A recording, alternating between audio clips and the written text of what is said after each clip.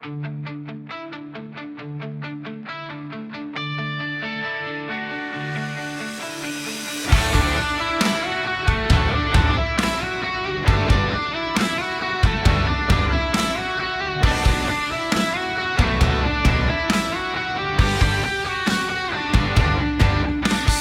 bawat sulok ng kalsada, may tinig na di naririnig.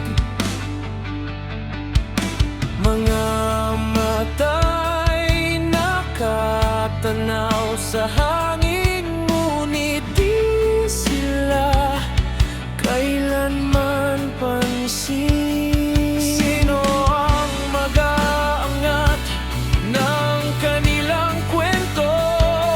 Sino ang magbibigay ng bagong yugto? Sila'y mga anino ng kasaysayan, laging nasa gilid ng kamalayan. Sila ang mamamayang di napapansin, ngunit sila ang ugat ng ating hangarin.